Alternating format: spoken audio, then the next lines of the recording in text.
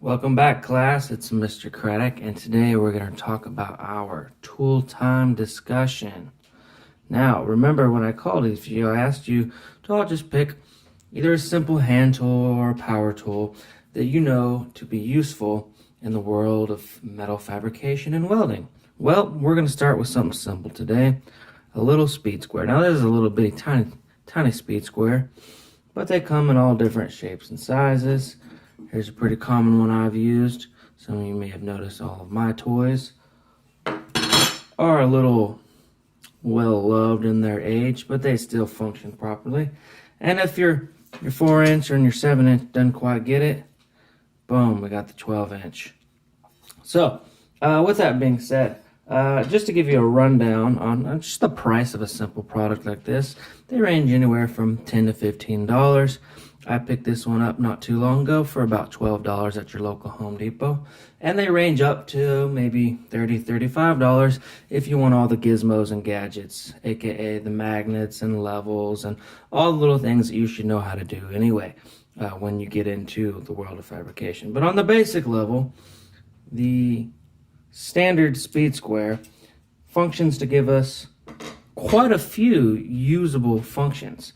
Now, some of the more complex functions that I'm not going to go over today, and you can't quite see on my old speed square here, but some of them give you some numbers for rafters that you'll see more in carpeting, house building. But for you guys, the simplest idea that we can understand from this tool is that if you have a flat edge and you need to pull another flat edge in a different plane, I can quite simply say that maybe I need a 6-inch mark from this side.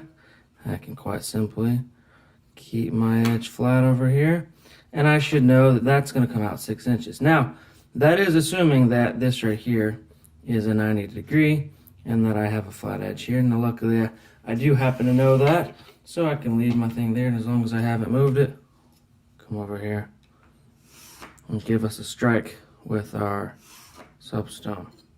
And there we go. So we can get a nice flat edge with a speed square. We also know that there are some other functions on a speed square. We know that they come with a prefabricated 45-degree angle. So if I wanted to run a 45-degree angle to that same line we just did, I could very easily come over here and boom, you get a free 45-degree angle already on there. Now, if you look close enough on the very edge here, we have these degrees for if you need some less common angles. And there's going to be seen just like that on just about every one that you're going to see. Even our really, really big ones. And you also see some of them will give you some more prefabricated marks, such as right here, our 22.5 degrees. We know this to be the middle of our 45 degree. So we know we can use that, and since it's a little bit more common measurement in fabrication. However, a good usefulness for having these extra degrees on here is say that either I got to make an uncommon angle, or if I have an angle and I don't know what it is, well, I can simply come over here and measure it. So I have this other little shape over here, and I'm going to come over here, and it's going to tell me that off of this angle coming opposite, and I'm reading this opposite of what you should do, and I should maybe come over here and put it even with that line on my pivot mark. And if you see, just barely, that's going to sit at 60 degrees. Now, I already know that I drew this, so this is going to be an equilateral triangle. These are all going to be 60 degrees. And sometimes you can eyeball that in the world of fabrication. Sometimes you get something like this where you go, well, that doesn't look like anything I've ever seen. Let me come over there and put my handy dandy speed square on there. And look at that, we got a 70-degree angle. All right, so I can know that that's a 70-degree angle. So those are just some of the side uses that you can use a speed square for.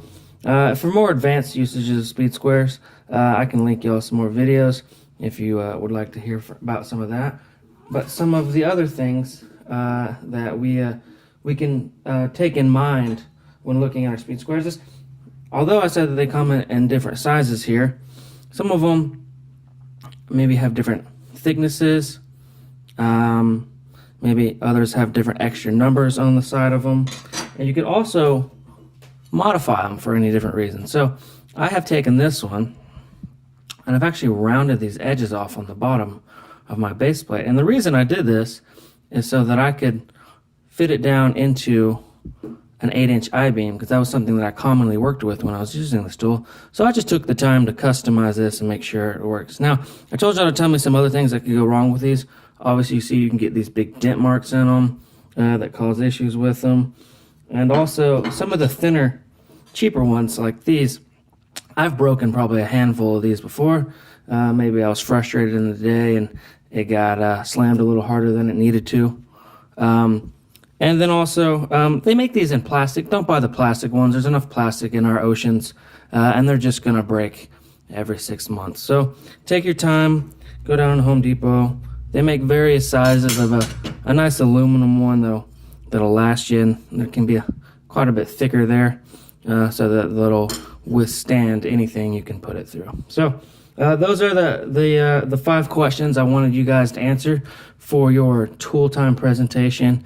And I hope that you'll all have as much fun exploring all the different tools out there that can be used in the world of metal fabrication. Until next time, I'll see you later.